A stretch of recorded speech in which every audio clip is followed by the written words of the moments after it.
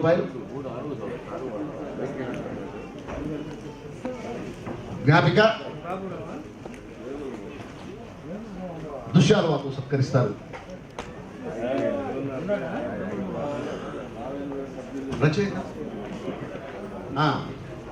రచయిత దర్శకులు శ్రీనివాసన్ గారికి చైర్పర్సన్ గారు దుశ్శాలువాతో సత్కరిస్తున్నారు. ప్రదర్శన పారితోషికం 25,000 రూపాయలు. రచయిత పారితోషికం 3,000 రూపాయలు, 5,000 రూపాయలు. రచయిత పారితోషికం 5,000 రూపాయలు, మొత్తం 30,000 రూపాయలు అందిస్తున్నాం. జ్ఞాపిక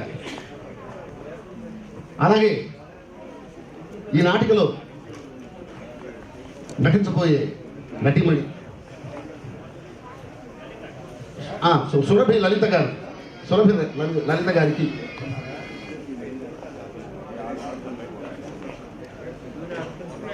చైర్పర్సన్ గారు చీర బహుకరిస్తున్నారు.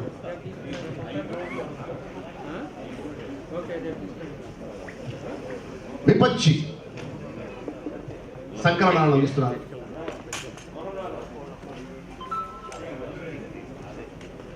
ఇప్పుడు మన కళల కాణాచి తెనాలి వేదగంగోత్రి ఫౌండేషన్ విజయవాడ సంయుక్త ఆధ్వర్యంలో నడుస్తున్నటువంటి ఈ 2వ జాతీయ స్థాయి నాటిక పోటీలు వీణా అవార్డ్స్ మనల్ని ఆశీర్వదిస్తూ శుభాకాంక్షలు అందిస్తూ మన గౌరవ చైర్పర్సన్ గారు 4 మాటలు చెప్తారు. అందరికీ నమస్కారం. కళల కాణాచి వేద గంగోత్రి సంయుక్తంగా నిర్వహిస్తున్న ఈ వీణా అవార్డ్స్లో ఈ 2వ సంవత్సరం జరుపుకుంటుంది. ఇది చాలా ఎంతో ఆనందదాయకమైన ఈ సందర్భంలో నేను మీతో 2 మాటలు పంచుకోవడం నా అదృష్టంగా భావిస్తున్నాను.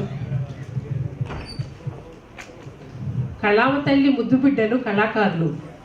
వీరు సమాజంలో ఏదైనా సరే మంచి కానీ చెడు కానీ వారు హావభావాలతో వాళ్ళ నటనతో వాళ్ళు సమాజంలో అందరికీ ఏది మంచో ఏది చెడో తెలియజేసే ప్రయత్నం తప్పకుండా చేస్తారు. అందులో మంచేదో గ్రహించి దాని గురించి కనీసం ఆలోచించినా సరే ఈ నాటకాలకి వీరిని నిర్వహించే వాళ్ళకి ఫలితం దక్కిందని నేను ఆశిస్తున్నాను. అయితే ఈరోజు నేను చూసిన నాటకం నిజంగా సమాజంలో ఎక్కడ జరుగుతున్నదే ఇది. తరచుగా చాలామంది చూస్తూనే ఉన్నాము. అలాగే సమాజంలో ఎన్నో ఇలాంటి విషయాలను నాటకాలు మనం ఏదైనా కళలు నాటకాలు మంచిని చెడుని మనకు విడదీసి చూపించే ఒక వేదికగా నేను భావిస్తాను. ఈ వేదిక మన తెనాలి కావటం మన నిజంగా తెనాలి అదృష్టంగా భావిస్తున్నాను. మన తెనాలిలో నిజంగా దాదాపు అందరూ కళాకారులుగానే నేను భావిస్తున్నాను. ఇలాంటి కళలను వెలికి తీసి వారిని స్థానబెట్టి వారికి ఎన్నో ఇలాంటి ఆరోగ్యకరమైన పోటీలు పెట్టి ఇలా అవార్డులు ఇవ్వటం అనేది చాలా సంతోషంగా భావిస్తున్నాను. Thank you very much. గారికి చిరు సత్కారం.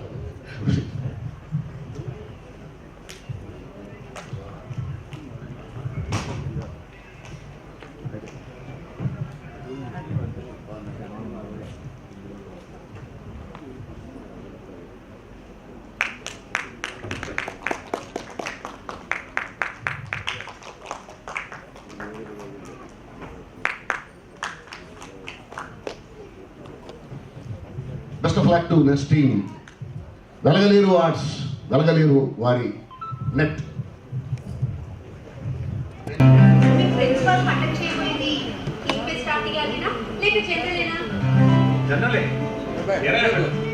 కాకపోతే మనం పెట్టబోయే పెయింటింగ్స్ ని ముందుగా నిర్మాణాలు చూపించి వాళ్ళు అప్రోచ్ తీసుకోవాలి. వాళ్ళని ఫోన్ చేసి కనుక్కుంటాను. రమ్మంటే ఆదివారం పెడతాను. ఎలా ఉంటాయి కదా. బాగుండండి. అంత కంగారు అయితే ఎట్లా? ఇంత మంచి పెయింటింగ్స్ లో కొన్నింటిని సెలెక్ట్ చేయాలంటే కష్టమే కదా. అయినా అన్ని ఇలా పర్ఫెక్ట్ గా గీస్తే ఎలా చెప్పండి. చెప్తే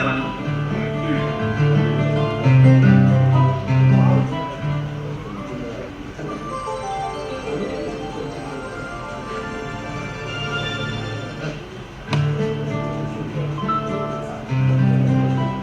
బాగుంది. అచ్చం అచ్చం మీలాగే ఉంది. చూడండి అసలు అద్భుతంగా ఉంది. మీ బొమ్మను మీరే గీసినట్టు వెనక వైపు తిరిగినట్టు గీశారు, కానీ ఇటువైపు తిరిగినట్టు గీసి మీ ఫేస్ గీస్తే అచ్చం మీలాగే ఉంది. సూపర్, చాలా టెంప్టింగ్ గా ఉంది. ఏంటి జయరామ్ ఈరోజు ఇలా మాట్లాడుతున్నావు? ఎప్పుడు లేని చాలా విచిత్రంగా. విచిత్రమే ఉంది. మీరు అందంగా ఉంటారు. ఆ అందాన్ని పొగడ్డంలో ఆస్వాదించడంలో తప్పే ఉంది. అంతేనంటావా? అంతేకాదు, ఆ అందాన్ని ఇష్టపడడంలో మాత్రం తప్పే ఉంది. అయినా ఇవి ఈ రోజు మాటలు కాదు, ఎప్పటి నుంచో నా మనసులో ఉన్నవి. కాకపోతే మీరేమనుకుంటారు అని ఈనాడు బయట పెట్టలేదు. అవునా? అవును. అయినా ఇందులో తప్పే ఉంది. మీకు భర్త లేదు, నాకు భార్య లేదు. అది కూడా కాకుండా మనం కేవలం ఫేస్బుక్ లో పరిచయమైన ఫ్రెండ్స్ అయినప్పటికీ నా గురించి మీకు, మీ గురించి నాకు అన్ని తెలుసు. ఇంకా ఇందులో ఆలోచించేది ఉంది. సమాజం ఏమని అనుకుంటున్నాను ప్రేమ, అది ఎప్పుడు అనుకుంటూనే ఉంటుంది. ఇప్పుడు మాత్రం మన గురించి ఏమీ అనుకోవట్లేదంటే మీరు నమ్ముతారా? కాబట్టి సమాజం గురించి మనం అస్సలు ఆలోచించాల్సిన పని లేదు. మనకు నచ్చినట్టు మనం చేస్తే చాలు. మీరు మాత్రం సమాజం గురించి అస్సలు ఆలోచించారు. నేను అంతే జయరామ్. సమాజం అనుకునే చిల్లర మాటలకు భయపడే చిన్నపిల్లలు కాదు. నేను ఎవరికి సమాధానం చెప్పాల్సిన అవసరం లేదు, ఒక్క నా మనసాక్షికి తప్ప. మనం ఇప్పటి వరకు మంచి ఫ్రెండ్స్ లాగా ఉన్నాం. ఇక మీదట కూడా అలాగే ఉందాం. ఎప్పటికీ అదే అందంగా ఉంటుంది. భవిష్యత్తులో ఇలాంటి ఆలోచన ఎప్పుడు రానివ్వనని నాకు మాట ఇవ్వు. సరే సార్, ఈనాడు నేను తప్పుగా ఆలోచించాను. మీ అభిప్రాయం ఏంటో తెలుసుకోకుండా ఈరోజు నేను కొంచెం ఎక్కువగా మాట్లాడాను, క్షమించండి. ఇవాటికైనా మాట్లాడడం వల్లే కదా తెలిసింది. సో దాని గురించి నువ్వేం ఆలోచించు. రా, ఫ్రేమ్ సెలెక్ట్ చేయి త్వరగా. Thank you. కానీ ఇదిగో, ఈ ఫ్రేమ్ మాత్రం పక్కా ఒక ప్రేక్షకుడిగా ఇది నన్ను బాగా ఆకట్టుకుంది. మీరు కూడా సెలెక్ట్ చేయండి. ఒక్కోసారి వాటిలో ఉన్న విలువ నాకు తెలియకపోవచ్చు.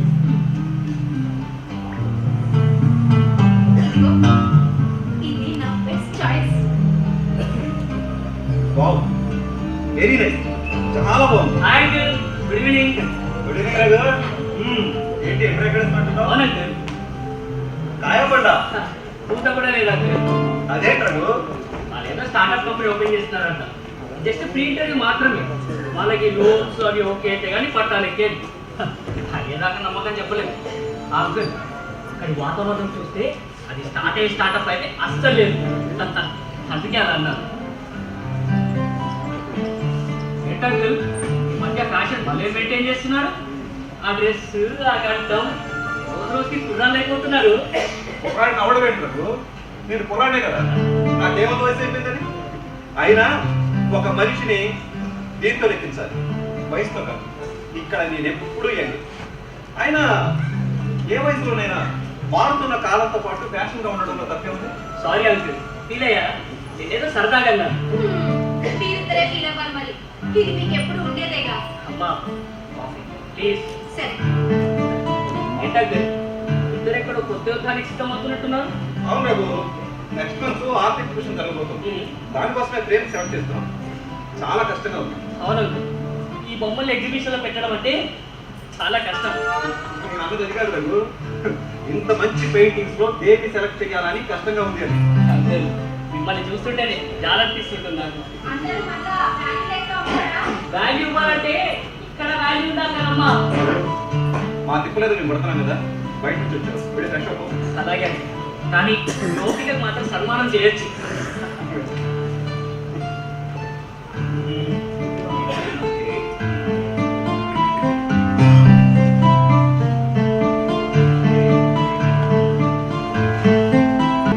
మార్నింగ్ ప్రయత్న అయినా అవ్వట్లేదు. పలికిన మాటల్లోనే తీయని మాట చెప్పురా. ఫ్రీనేరా, పర్లేదు చెప్పు. ఏంటి దేని గురించి? అదే లేదు, మన గురించి నాకు బాగా తెలుసురా. అవునా? ఎప్పుడంట? ఎక్కడట? నీకెవరు చెప్పారు? ఏమన్నాడు?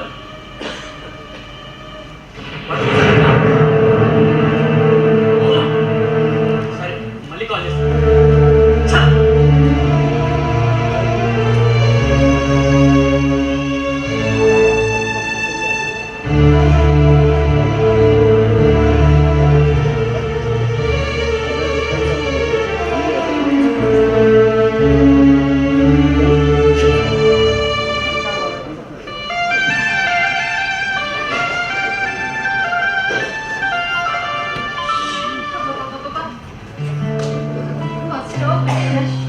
రఘు, కొంచెం మంచినీళ్ళు ఇవ్వు.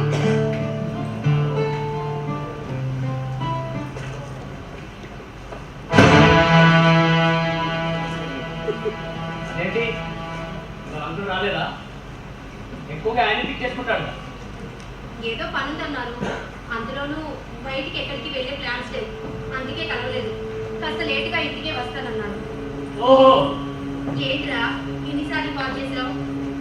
పనుండే చేశాను, అయినా నువ్వు లిఫ్ట్ చేయలేదు కదా, నువ్వు చాలా బిజీ కదా. బస్సు బాగా రష్గా ఉంది రఘు, అందులోనూ ఫోన్ సైలెంట్ లో నుండి తీయడం మర్చిపోయాను, అందుకే తెలియలేదు.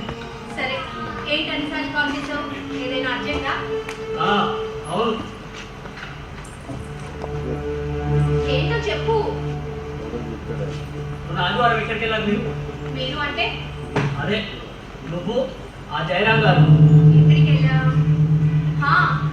నెక్స్ట్ మంత్ గాంధీనగర్ లో ఆర్ట్ ఎగ్జిబిషన్ జరగబోతుందని చెప్పాను కదా, దానికి నా ఫ్రేమ్స్ డిస్ప్లే కోసం ఫార్మాలిటీస్ పూర్తి చేయడానికి వెళ్ళాం. జయరామ్ అంకుల్కి కొంచెం తెలిసిన వాళ్ళే, పని పూర్తి చేసుకొని వచ్చేసాం. ఆ తర్వాత ఇంకెక్కడికి వెళ్ళారు? ఇంకెక్కడికి వెళ్ళలేదు. ఇంకెక్కడికి వెళ్ళలేదా? ఎక్కడికి వెళ్ళలేదు. ఎందుకలా అడిగితే పదే పదే అడుగుతున్నావు? మీరు గీతా లాడ్జ్కి వెళ్ళలేదా? వెళ్ళాం. మరి నాకు ఎక్కడికి వెళ్ళలేదా?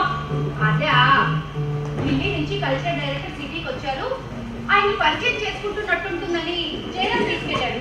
జస్ట్ ఒక 10 నిమిషాలు మాట్లాడి వచ్చేసాం. దాంట్లో ప్రత్యేకంగా చెప్పేది ఏముందని చెప్పలేదురా. చెప్పలేదా? చెప్పదలుచుకోలేదు. అంటే ఆయన కలవడంగా మీరు తలుచుకోవడానికి వెళ్ళారు. రఘు, ఏం మాట్లాడుతున్నావు? జరిగింది మాట్లాడుతున్నాను. ఏం జరిగింది? ఎవరు చెప్పారు? చూసిన వాళ్ళే చెప్పారు. ఏం చూశారు? ఏం చెప్పారు? ఏం చెప్తారు? చూసిందే చెప్తారు. ఇద్దరు భాగవతం గురించి, ఇద్దరు చట్టాపట్టాలు, హోటల్ గురించి, క్రీడల గురించి. రఘు, అర్థం పట్ట లేకుండా ఏంటా మాటలు? మీరు అర్థం ముక్కు లేకుండా తినేదాని గురించి మాట్లాడితే మీకు అర్థం పట్టాలి ఏమి అనిపిస్తున్నాయా? రఘు, ఛీ!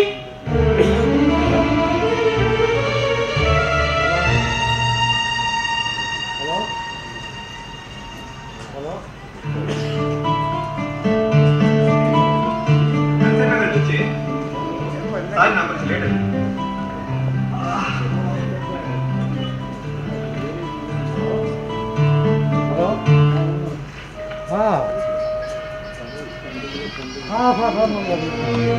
ఏంటి అలా ఉన్నారు?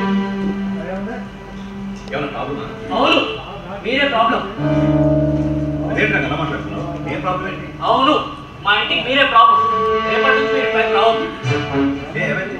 ఏమైనా ప్రాబ్లమా? చెప్పాను కదా మీరే ప్రాబ్లం అని. చీటికి మాటికి మా గొప్పకు రావడం ఏం బాగాలేదు నా. ఏంటి ఇన్నాడో ఎన్నడూ లేదు, ఏంటి వాడు కొత్తగా? అదే నేను చేసిన తప్పు. మీకు చెప్పకపోవడమే నా తప్పు. బయట వాళ్ళు చెప్పేదాకా మీకు చెప్పకుండా ఉండడమే నా తప్పు. ఏంటి సార్ గారు, ఏంటి వాడు అర్థం పర్థం లేకుండా మాట్లాడుతున్నాడు? మీరు అదే మాట పడుతున్నారా?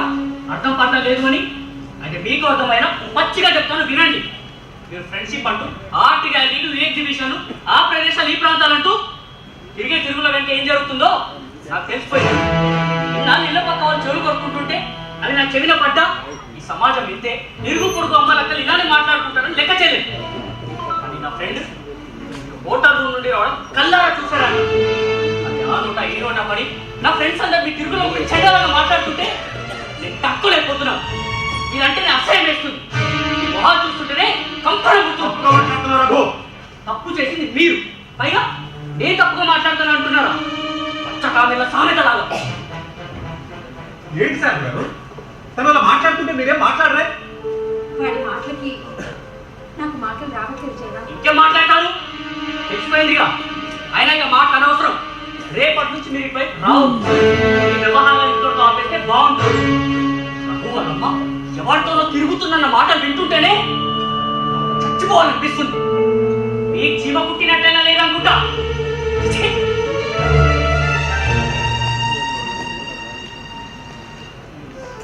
వాడి మాటలకి ఫీల్ అయ్యావా జైనా? అసలు ఇప్పుడు ఏం జరిగిందని తను ఎలా మాట్లాడుతున్నాడో నాకంత అయోమయంగా ఉంది.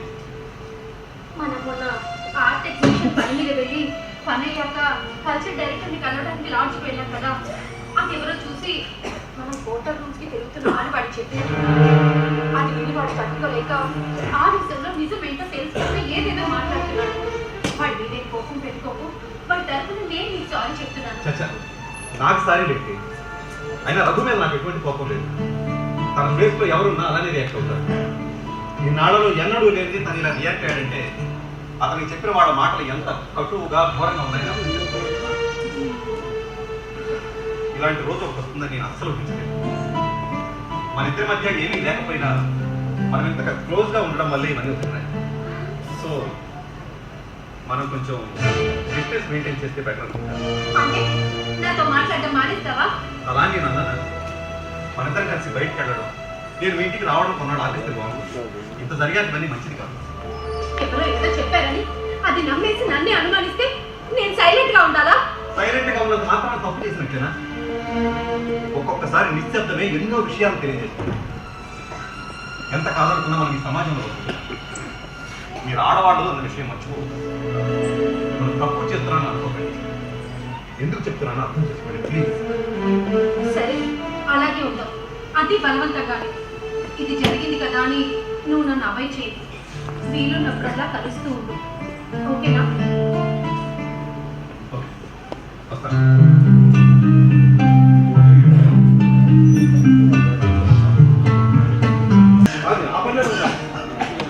అయిపోతుంది. అరే ఎందుకు అంత టెన్షన్ పడతావు? నాకు మాత్రం బిజినెస్ ఇంపార్టెంట్ కదా.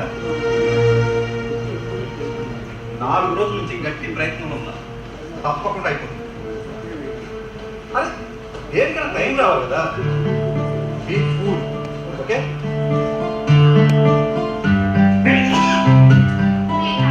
రమేష్ సార్, ఆ మాట లోపలికి వచ్చి కాదు అడిగేది. అయితే బయటికి వెళ్ళమని వచ్చేలా కూర్చోండి అంటారు.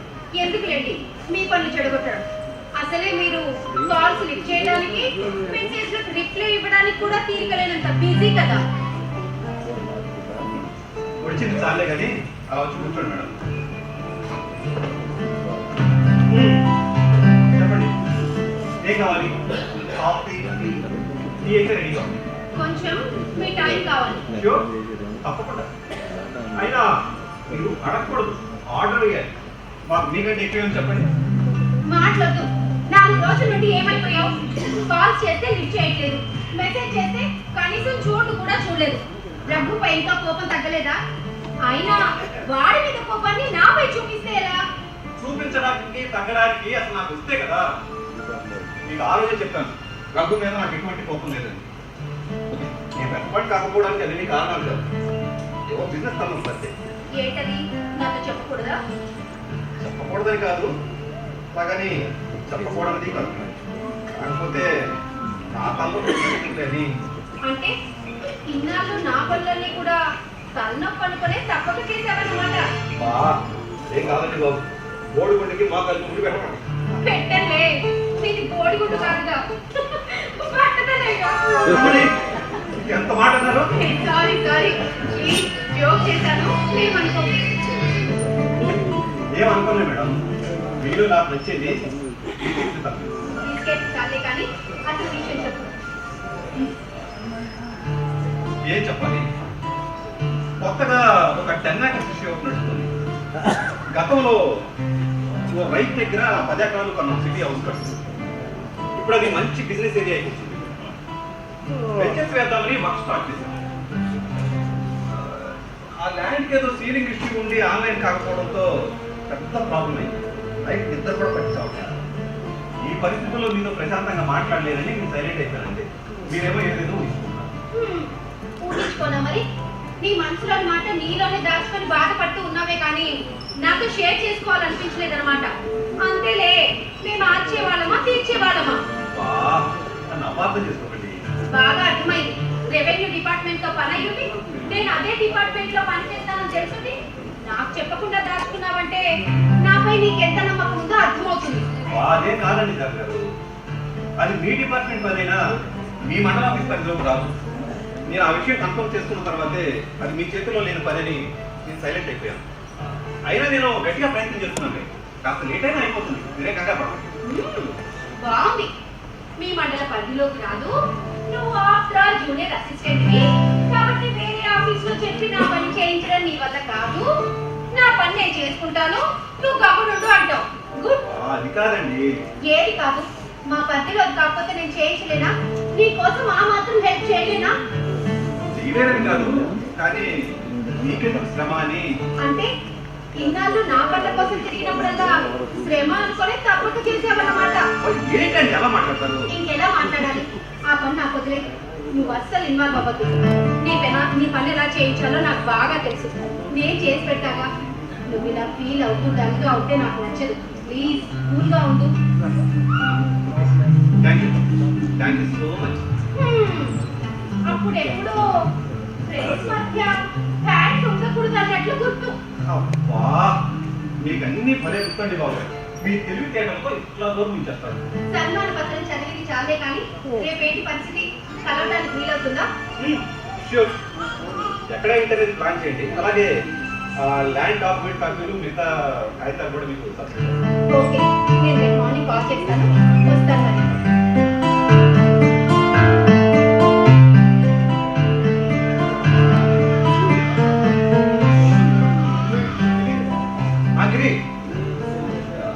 మనం నిదానంగా వెంచర్ పనులు స్టార్ట్ చేసుకోవచ్చు. అదే సార్ చెప్పాను కదా, దేనికైనా టైం రావాలి. మాటలో వచ్చేసి మన ప్రాబ్లమ్స్ అన్ని త్వరలోనే సాల్వ్ అవుతాయి. నువ్వు పనిలో ఉండు. ఓకే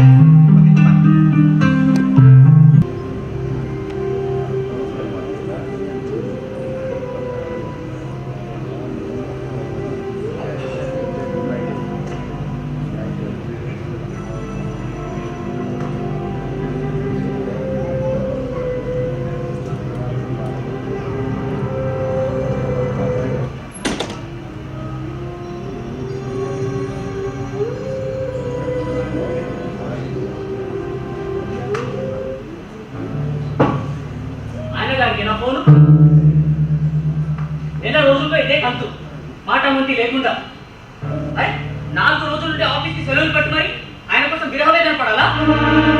తప్పు చేశాడు కాబట్టి రావద్దని ఒక్కసారి చెప్పగానే మోహన్ చాటేశాడు. సిగ్గు లేకుండా వాటితో తిరగడమే కాకుండా ఇప్పుడు ఎవరో చచ్చినట్టు సంతాపం ఏంటి? రఘు అయినంత వయసు వచ్చింది, ఇలాంటి పనులు చేయడం సిగ్గుండలేదా?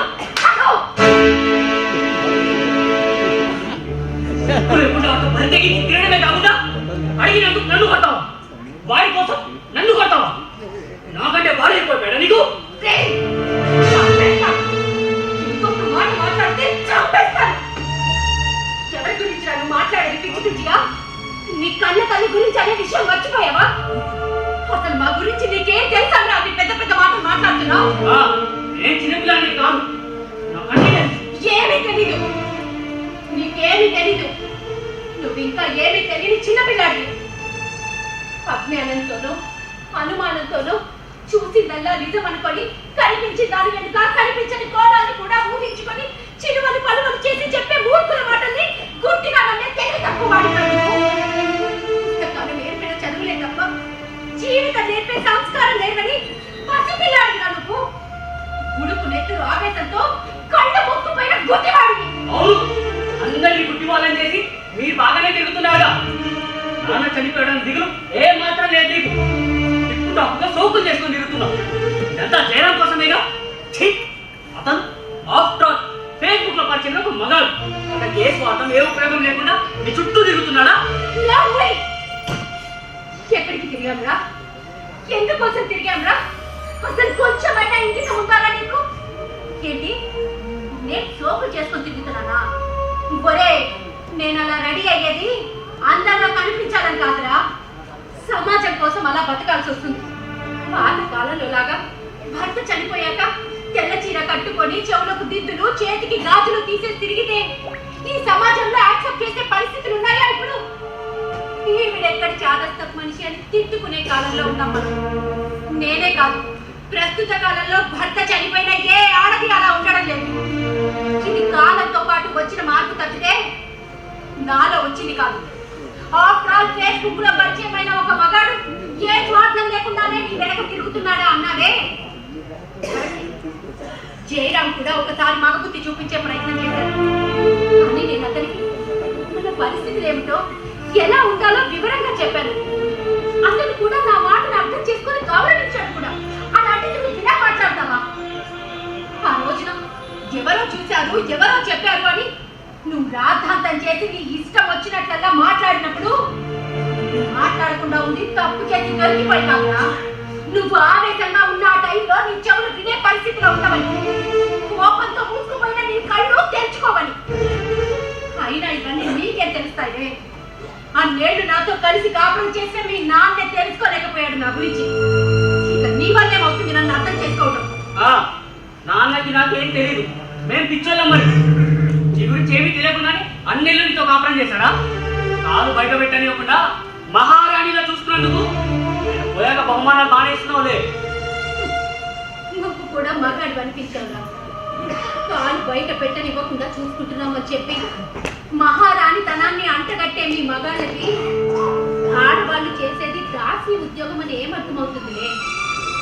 కాపురం గీపురం అని మాట్లాడుతున్నావు. అసలు కాపురం అంటే అర్థం తెలుసారా నీకు? ఒకే ఇంట్లో ఉంటూ పనులు చేసుకుంటూ వండుకుంటూ తింటూ పడుకోవడం కాదురా కాపురం అంటే. ఒకరినొకరు తెలుసుకోవటం, ఒకరినొకరు అర్థం చేసుకోవటం, ఒకరికొకరు సహకరించుకోవటం, ఒకరికొకరు పంచుకోవటం, అది అసలైన కాపురం అంటే. అసలు మీరు కానీ మీ నాన్న కానీ నా గురించి ఏనాడైనా పట్టిందా? అసలు నా గురించి ఎప్పుడైనా ఆలోచించారా?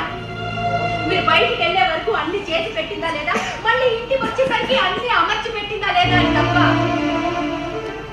నా ఇష్టాలేంటి, నా కోరికలేంటి, నాలో ఉన్న ప్రత్యేకతలేంటి, నేనేం చేయగలను అని ఏనాడైనా ఆలోచించారా? నాన్న చనిపోయాక కారుణ్య నియామకం కింద నాకు ఉద్యోగం వచ్చిన దగ్గర నుంచి అయితే మరి మెకానికల్ అయిపోయింది నా లైఫ్. నేను బొమ్మలు గీస్తానని నీకు తెలుసు. ఏనాడైనా నన్ను ప్రోత్సహించారా?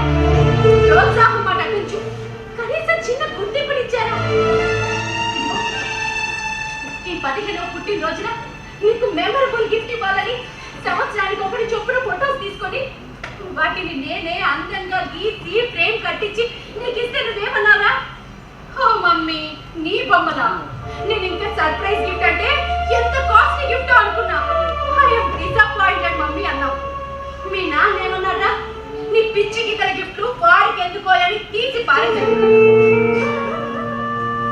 నేను కొత్త తపనంతా మీరిద్దరు మీరు కాల్చేశారు.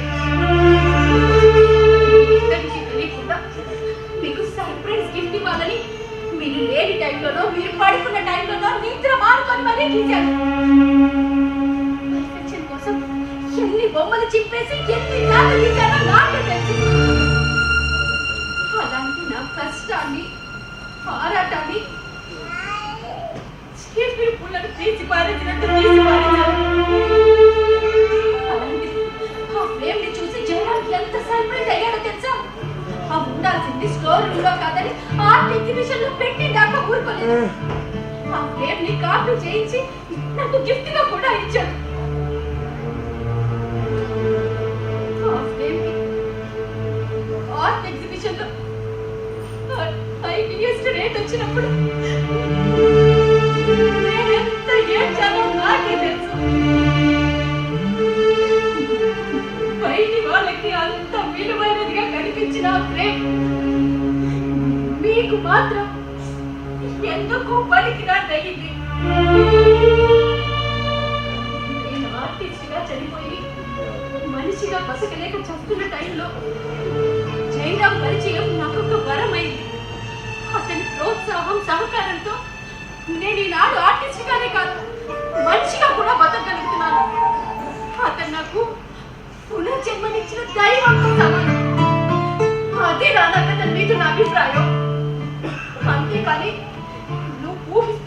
చిల్లర పనులు చేసే ఆగ్రహించే నాకు పట్టలేదు.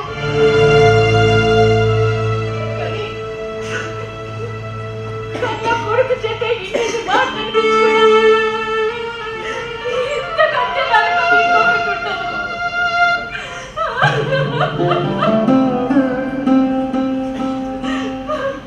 అమ్మా నన్ను క్షమించాము.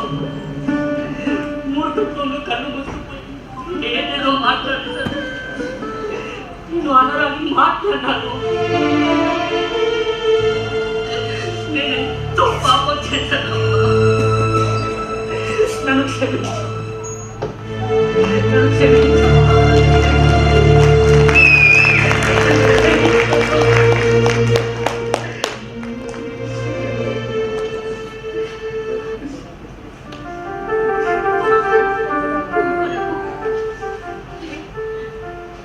ఈ అనుమానం ఏది చీకటో ఏది వెలుగో తెలుసుకోలేని అజ్ఞానంలోకి నెట్టేసింది. ఇప్పటికైనా నీ కళ్ళు తెరుచుకున్నాయి. నాకు అదే సంతోషం రా. అమ్మా జయరామంతులు కూడా నానా మాట్లాడినారు. నా మాటలకి ఎంత అడ్డారో పాపం ఇటువైపు కూడా రావడం లేదు. లేదు రా, జయరాం నీ మాటల్ని పెద్దగా పట్టించుకోలేదు. పైగా నీ పొజిషన్లో ఎవరన్నా అలాగే ప్రవర్తిస్తారని సమర్థించాడు కూడా. అవునా? అయితే ఇప్పుడే అంకుల్ దగ్గరికి వెళ్ళి సారీ చెప్పి పూటకి భోజనానికి తీసుకొస్తానమ్మా. అంకుల్ అందుబాటులో లేడు నాకు. ఇక్కడికి ఏమో ఒక వారం నుండి పూర్తిగా కాంటాక్ట్ లో లేడు. కాల్స్ చేస్తే లిఫ్ట్ చేయట్లేదు. మెసేజ్ చేస్తే కనీసం చూడను కూడా చూడలేదు. ఎందుకని మీ ఇద్దరి మధ్య ఏమైనా గొడవ జరిగిందా? లేదు. మరి ఎందుకు రెస్పాండ్ అవడం లేదు? అసలు ఈ మధ్య ఏం జరిగిందో చెప్పు. ప్రత్యేకంగా ఏం జరగలేదు రఘు. అంకుల్ వాళ్ళది ఏదో ల్యాండ్ ఇష్యూ ఉంటే కొంచెం రిస్క్ అయినా మేనేజ్ చేసి ఈ మధ్య నేను డిపార్ట్మెంట్ లో సాల్వ్ చేయించాను. దానికి అంకుల్ కూడా చాలా హ్యాపీ ఫీల్ అయ్యాడు. మరి ఏమైందో తెలియదు. ఇదే పరిస్థితి. అంకుల్ వాళ్ళ ఆఫీస్కి వెళ్ళి అడిగినా కూడా అటెండర్ చేయడం లేడని చెప్పాడు. దానికి ఏమైందో ఏమోనని నాకు చాలా కంగారుగా ఉంది రఘు. నువ్వే కంగారు పడదు. నేను ఎప్పుడే అంకుల్ దగ్గరికి వెళ్ళి మాట్లాడి మన ఇంటికి తీసుకొస్తాను. సరేనా?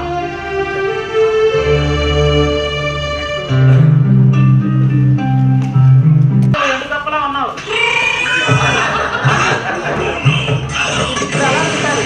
మనం ఆ పక్కకి సుబ్బారావు కొంత బాగా తింటున్నారు గారు. నమస్తే. పడుకొని కూడా ఇలాగే తింటున్నాను. నమస్కారం ఏంటి రఘు గారు ఎలా వచ్చారు? ఏంటి ఇవాళ చాలా సంస్కారంగా నమస్కారం పెడుతున్నారు విచిత్రంగా. I'm sorry uncle. ఆ రోజు ఏదో ఆవేశంలో అలా మాట్లాడేశాను. మీ ఇద్దరి మధ్య ఉన్న స్నేహాన్ని బయట వాళ్ళతో పాటు నేను అపార్థం చేసుకున్నాను. ఈ రోజే నా తప్పు తెలుసుకున్నాను. నన్ను క్షమించండి అంకుల్. ఈ పూటకు మిమ్మల్ని ఇంటికి భోజనానికి తీసుకొస్తానని అమ్మకు చెప్పొచ్చాను. జరిగిపోయినది ఏది మనసులో పెట్టుకోకుండా దయచేసి వెళ్దాం రండి అంకుల్. అక్కడ నేను ఎందుకు రావాలి? జీవితంలో ఎప్పుడూ మా ఇంటికి రావద్దని మొహం మీద కొట్టుకంటే నిర్దాక్షిణ్యంగా చెప్పావు. రావేడు అవన్నీ మనసులో పెట్టుకోకండి అంకుల్. అమ్మ మీకోసం ఎదురు చూస్తుంది. వారం రోజులుగా మీ నుండి రెస్పాన్స్ లేక తను చాలా డల్ అయిపోయింది. తను మళ్ళీ మామూలు కావాలంటే మీరు తప్పకుండా రావాలంకుల్. ప్లీజ్. అంటే నువ్వు చీ అంటే పోవాలి, మీ అమ్మ కోసం రా అంటే రావాలా? నీ కంటికి ఎలా కనపడుతున్నాను? నేను రావేడు. అది కాదంకుల్. అమ్మ మీ ఫ్రెండ్షిప్ గురించి మీ మంచితనం గురించి చాలా బాగా చెప్పింది. తను ఎంతో ఎమోషనల్ అయింది. ఈ వారం రోజులుగా మీతో మాట్లాడకుండా ఉండలేక తను చాలా లో ఫీల్ అవుతుంది. దయచేసి అర్థం చేసుకుని రండి అంకుల్. నా కోసం కాదు, అమ్మ కోసం, మీ ఫ్రెండ్ కోసం రండి అంకుల్. ప్లీజ్. నాతో మాట్లాడకుండా ఉండలేకపోతుందా? అంటే నా మీద బాగా మరి అప్పుడేంటి పెట్టి చేసి నాకేంటి ఇది చెప్పింది? ఓ కొత్త కదా, అనగానే ఓకే చెప్పేస్తే చీప్ అయిపోతారని అనుకుంది. కానీ ఇప్పుడు నాకు ఇంట్రెస్ట్ ఇదే ఎలా అంకుల్ చాలా తప్పుగా మాట్లాడుతున్నారు. తప్పుగా నేను అంకుల్ వారం నుండి మిమ్మల్ని చూడకుండా మా అమ్మ ఉండలేకపోతుంది. మిమ్మల్ని చూడాలని తహతహలాడుతోంది. మీరు లేకుండా మా అమ్మ లో అయిపోతుంది. మీరు వచ్చి మా అమ్మని హై చేయండి అన్నారు. అది తప్పు కదా? తన కోసం తనయునే రాయబారానికి పంపింది మీ అమ్మ. అది తప్పు కదా? అంకుల్ అంకుల్ మర్యాద లేకుండా రా అంటున్నారు. ఎంతమంటే మర్యాద కూడా లేకుండా నా చక్కని పట్టుకున్నావు. నీకు ఇచ్చినట్టు మర్యాద ఇలాంటి వారి ఇంత వాల్యూ ఇచ్చి చూడు. అందుకు మా అమ్మ నాన్న హలో అందులో వెళ్ళి మీ అమ్మ మీద పెద్ద ఇదే పేరెట్టు మాట్లాడుతున్నావు. అసలు నేను ఎవరా? మీ ఫ్యామిలీ ఫ్రెండా? మీ చుట్టాలనా? లేక మీ అమ్మకి ఏమైనా చిన్న నాటి స్నేహితున్నా? ఫేస్బుక్ లో కొన్ని నెలల క్రితం పరిచయమైన ఒక ఫ్రెండ్. అలాంటి నా కనుక ఎక్కడికి పడితే అక్కడికి ఎప్పుడు పడితే అప్పుడు తిరిగిందంటే నా మీద ఏం లేకుండా తిరిగిందా? ఉంది. నా మీద మీ అమ్మకి లోపల మోస్తుంది. ఒకడు కూడా లేదు. ఉప్పు కారం నుంచి తెలియదు. తప్పులేదు. కాకపోతే ఆడదు కదా, బయటపడలేదంటే.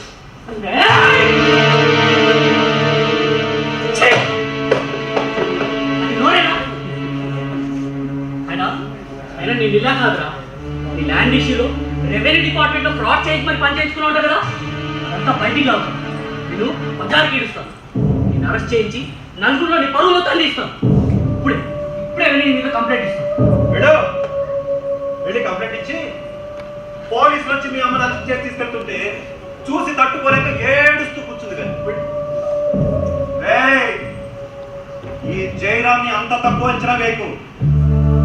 తెలివిగా తప్పులు చేయడం నాలాంటి వాడికి గతంలో పెట్టిన విద్య. నేను చేసే తప్పులో నా చేతికి పట్టకుండా చేయడం నాకు తెలిసిన విద్య. అసలు ఆ ప్రాణంలో నేను ఎక్కడ ఇన్వాల్వ్ అవ్వలేదు. అసలు ఇన్వాల్వ్ అయ్యే అవకాశమే ఇవ్వలేదు మీ అమ్మ నాకు. నా మీద ఉన్న మోజుతోనూ మీ అమ్మకి హెల్ప్ చేశాను కృతజ్ఞతతోనూ అత్యుత్సాహం అన్నీ తెలియదు. ఇప్పుడేమవుతుందిరా, నువ్వు వెళ్ళి కంప్లైంట్ ఇస్తావు. పోలీసులు అసలు ఫ్రాడ్ ఎక్కడ జరిగిందో అక్కడికి వెళ్ళి విచారణ చేస్తారు. అక్కడి వాళ్ళకి ఫ్రాడ్ చేయించమని ఎవరు చెప్తారు, పేపర్స్ ఎవరు తారుమారు చేయించింది, డబ్బులు ఎవరు లక్షలు ఇచ్చింది మొత్తం చెప్తారు. దాంతో పోలీసులు మీ అమ్మని అరెస్ట్ చేస్తారు. ఒకవేళ నా టైం బాగోక మీ అమ్మ నా పేరు చెప్పింది అనుకో, నేను టోటల్ రివర్స్. నాకు ఈ పని చేయించి పెడతానని, నా దగ్గర పెద్ద మొత్తంలో లంచం తీసుకుందని నాకు అలవాటైన హై డ్రామా ఆడేస్తాను. దాంతో ఇంకా పేగల్లోతుల్లో ఇరుక్కుంటుంది మీ అమ్మ. అంతేకాదు, మా ఇద్దరి ఫ్రెండ్షిప్ కి ఇంకాస్త మసాలా జోడించి మా ఇద్దరికి సంబంధం ఉందని చెప్పాను అనుకో, ఆల్రెడీ చెవులు పట్టుకుంటున్న వాడికి పండగే పండగ. దాంతో ఉద్యోగంతో పాటు పరువు కూడా పోయి అవమానంతో చావనైనా చావాలి, లేదా బతుకుతూ చావాలి. నువ్వు చీటర్. అయినా మా అమ్మ నీకేం ద్రోహం చేసిందన్నా ఇంత పొలబట్టావు? బాగాలేదు, పనసకాయ పొట్టు లేదు. అంత పెద్ద పెద్ద మాటలేదు కదా. నిజం చెప్పనా, మొదట ఫేస్బుక్ లో కావాలనే ప్లాన్ గా మీ అమ్మకి రిక్వెస్ట్ పెట్టాను. నా ఎఫ్బీలో పెయింటింగ్ పోస్టింగ్స్ చూసి యాక్సెప్ట్ చేసింది. పరిచయం లేని వాడిని యాక్సెప్ట్ చేసింది అంటే సంథింగ్ ఈస్ దేర్ అనుకున్నాను. నిదానంగా మాటలు చేశాను. తనని ఇంప్రెస్ చేయడం కోసం తన టాలెంట్ ఎంకరేజ్ చేశాను. తనని అటు ఇటు తిప్పడం కోసం నా టైం చాలా వేస్ట్ చేశాను. దాంతో మీ అమ్మ ఫుల్ హ్యాపీ. అందుకే నా చేతికి మట్టకుండా నా పని చేసి పెట్టి చెప్పు చెప్పు ఇచ్చినమ్మ బాయను, పుచ్చుకుంటున్నమ్మ బాయ్ అయిపోయింది. ఇంకా మీ అమ్మ వెనక ఫ్రెండ్షిప్ అంటూ తిరిగే ఓపిక తీరిక నాకైతే లేదు. మీ అమ్మతో కొత్తగా జరిగే నాకు ఉపయోగం అంటూ కూడా ఏమీ లేదు. సో ఏ గొడవ లేకుండా నేను సైలెంట్ అయిపోయాను. అలాంటి నన్ను నువ్వే వచ్చి గెలిచి నేనేదో ద్రోహం చేసినట్టు మాట్లాడుతున్నాను. చూడతారా నీకు? మొన్న కూడా లాడ్జికి వెళ్ళారు, అది వెళ్ళారు, ఇది వెళ్ళారు, నీ ఇష్టం వచ్చినట్టు మాట్లాడు. ఆ రోజంటే నా పని అవ్వలేదు కాబట్టి నేను సైలెంట్గా ఉన్నాను. ఇప్పుడు నాకు అవసరం లేదు. నీకు బాగా పువ్విక్కురా. వెళ్ళి ఇక్కడ జరిగిందంతా మీ అమ్మతో చెప్పి నా సంగతి మర్చిపోవచ్చు. జీవితంలో ఎప్పుడు నన్ను డిస్టర్బ్ చేయద్దు, నా టైం వేస్ట్ చేయద్దు.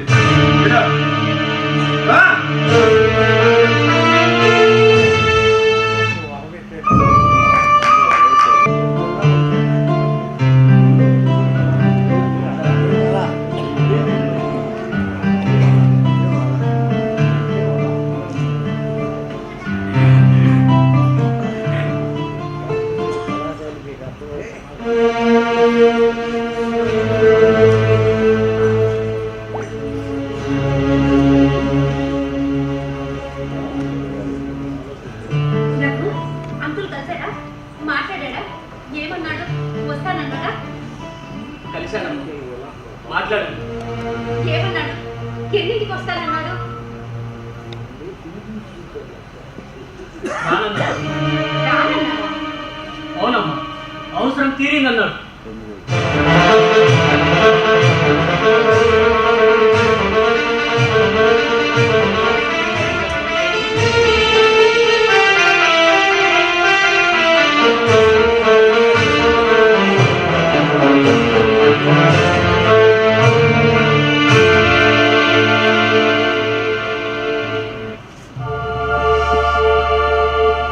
వాడొక ఫ్రాడ్ వాడమ్మా. వాడు పని చేయించుకోవడం కోసం చాలా నమ్మకంగా నటించాడు. ఇద్దరి మధ్య ఫ్రెండ్షిప్ ని అక్రమ సంబంధంగా చిత్రీకరించడానికి కూడా వెనకాడలేదమ్మా. వాడిని మామూలు వదిలిపెట్టుకోవద్దమ్మా. వాడి మీద కంప్లైంట్ ఇచ్చి వాడిని ఇలాగైనా జైలుకి పంపించాను. అలాంటి వాడికి సమాజంలో బ్రతికే అర్హత లేదు. మోసాలు చేయడమే ప్రవృత్తిగా బ్రతికే అలాంటి నీచుడికి జైలే సరైన చోటు. ఎన్ని అబద్ధాలు చెప్పాడు, ఎంత మంచిగా నటించాడు, ఎంత నయమచ్చం చేశాడు. వాడినంత గుడ్డిగా నవ్వినందుకు నాకు బాగా గుణపట్ట నేర్పాడు. తప్పు చేసి కూడా అంత ధైర్యంగా మాట్లాడగలుగుతున్నాడంటే ఆడవాళ్ళు పరువు కోసం ఏమీ చెయ్యలేరనే అహంకారమే కదా వాడికి. ఆడదంటే ఏంటో చూపిస్తాను. ఆడది తలుచుకుంటే ఎంతవరకు వెళ్తుందో రుచి చూపిస్తాను వాడికి. తప్పు చేస్తే కదా పరువు గురించి ఆలోచించాలి. ఏ తప్పు చేయనప్పుడు ఇలాంటి కుక్కలు ఎన్ని వడితే నాకేంటి? నా ఉద్యోగం పోయినా పర్వాలేదు, వాడిని మాత్రం వదిలే ప్రసక్తి లేదు. రఘు, నీ క్లాస్ పెట్టుకుని రమ్మని ఫోన్ చేసి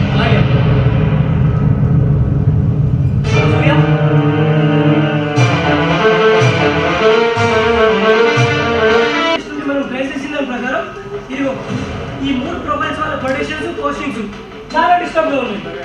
వీళ్ళలో ఈ కవిత అనే ఆవిడ ఆంటీకి విచ్చోటగా ఉంది.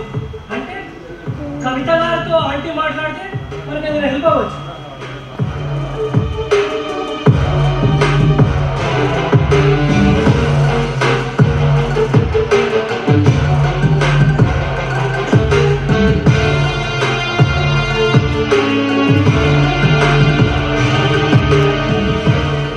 టాటాలో జయరాం గురించి మీతో కొంచెం మాట్లాడాలి.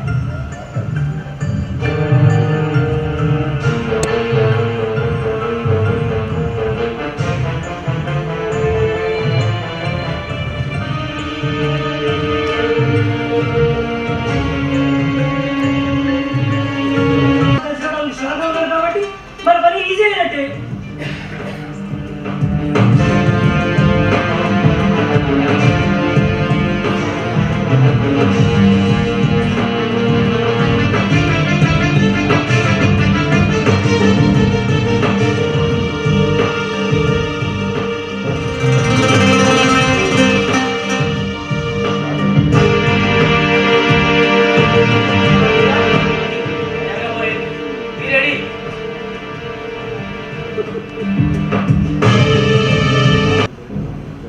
శాస్త్రి గారు,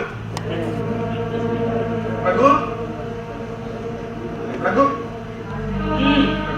ఏంటి జయరాం గారు ఇలా వచ్చాడు? రఘు, ప్లీజ్ నా పరువు తీయదు. నేను చేసిన తప్పే. కావాలంటే ఆ ల్యాండ్ విషయంలో అన్నీ నేనే చేశానని, శాస్త్రి గారికి ఎటువంటి సంబంధం లేదని బాండ్ పేపర్ రాసిస్తాను. ఈ విషయంలో నేను బయటపడండి ప్లీజ్. ఆ లేడీస్ అందరూ నా మీద కంప్లైంట్ చేయబోతున్నారన్న విషయం ఆల్రెడీ నా సర్కిల్లో తెలిసిపోయింది. నా ఆవిడికి కూడా తెలిసిపోయింది. నన్ను ఆసక్తించుకోవాలి. మీరందరూ కలిసి కంప్లైంట్ చేస్తే నాకు వెయ్యి కూడా దొరకదు. నా జీవితం నాశనం అయిపోతుంది. నా పెళ్ళం పిల్లలు అన్యాయం అయిపోతారు. నాకు ఇద్దరు ఆడపిల్లలు, చాలా చిన్న పిల్లలు. వాళ్ళ జీవితం నాశనం అయిపోతుంది. ప్లీజ్ కాళ్ళు పట్టుకుంటాను. పట్టుకోవాల్సింది నా కాదు కాదు.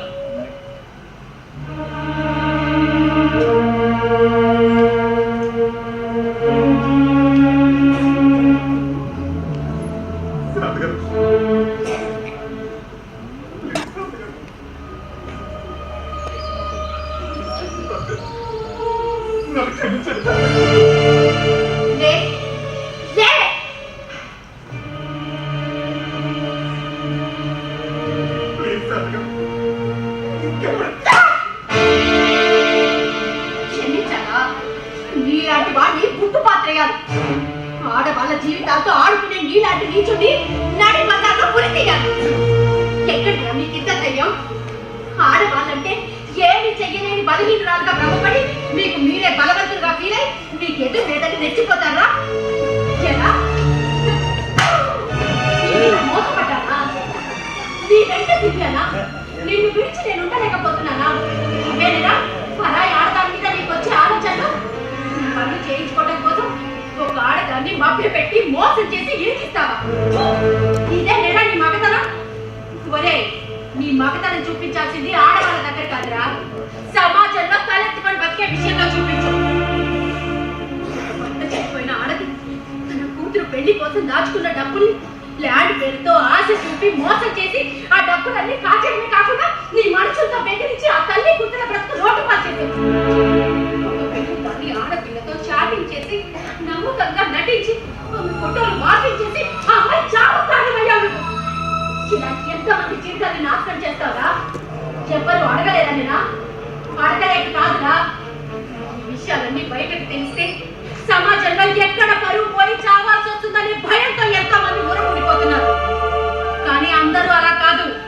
నీ పాపం ఈనాటికి పండి నీ పాటిన పడ్డ వాళ్ళంతా ధైర్యంగా ముందుకొచ్చారు.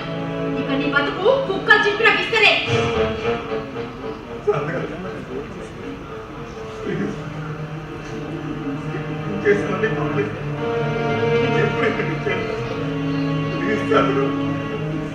వాళ్ళందరి కాళ్ళ మీద పడి క్షమాపణ వేడుకుంటారు.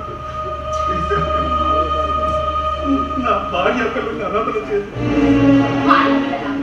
నీకు భార్య లేదన్నా కదరా? కష్టాల్లో గుర్తొచ్చిందా నీకు నీ భార్య? పరాయి ఆడవాళ్ళంతా నీ భార్యలాగా ఆడవాళ్ళు కాదా?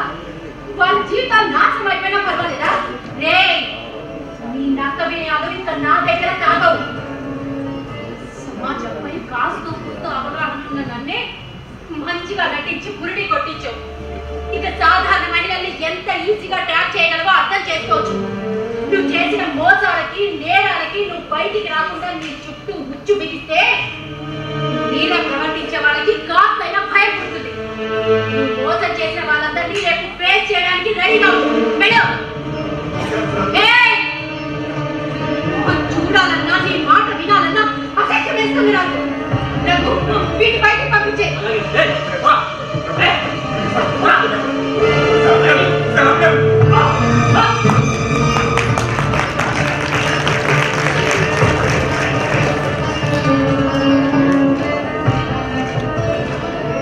అమ్మయ్యా, మొత్తానికి ప్రాబ్లం సాల్వ్ అయింది.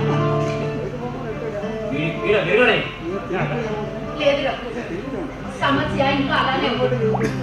ఇలా మోసాలు చేసేవాళ్ళు వాళ్ళ చేతుల్లో ఈజీగా మోసపోయే వాళ్ళు ఉన్నంత కాలం ఈ సమస్య ఇలాగే ఉంటుంది. ఈ సమస్య మూలాల మీద పనిచేయాలి. నమస్తే సూర్య, పనైందా? అయిందండి. ఇదిగో కంప్లైంట్కి సంబంధించిన అక్నాలెడ్జ్‌మెంట్. గుడ్. కవితాన్ని వాళ్ళని ఫాలో అప్ చేసావా? చేశానండి. వాళ్ళు కూడా కంప్లైంట్ రైజ్ చేశారు. నైస్. సైబర్ క్రైమ్ ఎక్స్పర్ట్ దగ్గర వర్క్ చేస్తున్నావు కాబట్టి ఆ జయరామ్ గారి వెధవ వేషాలన్నీ ఈజీగా బయటికి లాగలేదు. ఇంకా విధవకి చుక్కలే.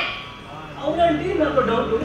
మీరు చదువుకున్నారు, ఉద్యోగం చేస్తున్నారు కదా, వాడి చేతిలో అంత ఈజీగా మీరేలా మోసపోయారు? మనిషిలో ఉండే బలహీనతలకి తెలివితేటలకి సంబంధం లేదు సూర్య. ఎదుటి వాళ్ళ బలహీనతల్ని తెలివిగా పసిగట్టి నటించి నమ్మించి మోసం చేస్తున్నారు జయరామ్ లాంటి వాళ్ళు. నాలాగే ఎంతో మంది ఆడవాళ్ళు మోసపోతున్నారు. చాలా మంది తమలో ఉన్న ప్రత్యేకమైన టాలెంట్ ని అందరికీ చూపించుకోవడం కోసం సోషల్ మీడియాని ఒక మంచి వేదికగా వాడుకుంటున్నారు. కానీ జయరామ్ లాంటి ముసుగు దొంగలు స్నేహ ముసుగులో నమ్మకంగా మోసాలకు పాల్పడుతున్నారు. కాబట్టి ఇలాంటి మోసగాల బారిన పడకుండా మహిళలు అనుక్షణం అప్రమత్తంగా ఉండాలి. మోసం చేయడానికైనా మోసపోవడానికైనా ఆడమగాని తేడా లేదండి. మగవాళ్ళు కూడా చాలా మంది మోసపోతున్నారు. ఈ టెక్నాలజీని మోసాల కోసం రకరకాలుగా వాడుకునే వాళ్ళ సంఖ్య ఎక్కువైపోయింది. సోషల్ మీడియాలో వేదికగా రోజు కొన్ని వందల మంది మోసగింపబడుతున్నారు. ఈ మోసాలతో కొంతమంది తమ జీవితాలనే కోల్పోతున్నారు. కాబట్టి ప్రతి ఒక్కరు చాలా అప్రమత్తంగా ఉండాలి. అవునమ్మా, మన దగ్గర వాళ్ళ ఫేక్ ఐడి క్రియేట్ చేసి నేను హాస్పిటల్లో ఉన్నాను, అర్జెంట్గా 15,000 కావాలి, రేపే నీ మనీ ట్రాన్స్ఫర్ చేస్తా అని మోసం చేయడం. లేడీస్ న్యూస్ కాల్ చేసి మగవాళ్ళని ట్రాక్ చేసి ఆ వీడియోలను రికార్డ్ చేసి మీ ఫ్యామిలీ మెంబర్స్కి పంపిస్తామని బెదిరించి డబ్బులు డిమాండ్ చేయడం. అతి తక్కువ ధరకే డైమండ్ ఇప్పిస్తామని ఆశ పెట్టి తక్కువ అమౌంట్తో స్టార్ట్ చేసి లక్షల గురించి మాయమవ్వడం. 10,000 కేవలం 10,000 ఇన్వెస్ట్ చేస్తే ఒక్క వారంలో మీ అమౌంట్ డబుల్ అవుతుందని చెప్పి మాయ మాటలు చెప్పి గుడి కొట్టారు. ఇలా ఎన్నో ఎన్నో మోసాలు జరుగుతున్నాయి అమ్మాయికి ప్రజలందరూ మోసపోతూనే ఉన్నారు. వీటిని అరికట్టాలంటే జరుగుతున్న మోసాల గురించి, ఇలాంటి మోసగాళ్ళ గురించి, టెక్నాలజీ గురించి ప్రజలకు అవగాహన కల్పించాలి.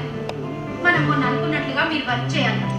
ఇన్ఫర్మేషన్ టెక్నాలజీ చదువుకున్న స్టూడెంట్స్ గా మీరే ఈ బాధ్యత తీసుకోవాలి. డెఫినెట్లీ ఆల్రెడీ మేము మా ఫ్రెండ్స్ కలిసి ఆపరేషన్ నెట్ అనే ప్రాజెక్ట్ ని స్టార్ట్ చేశాం.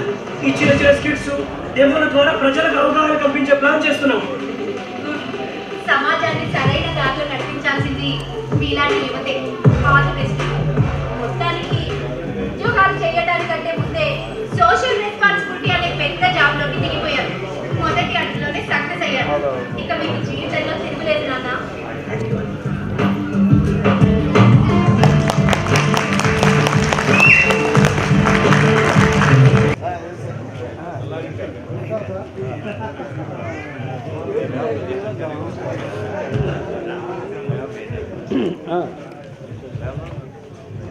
హలో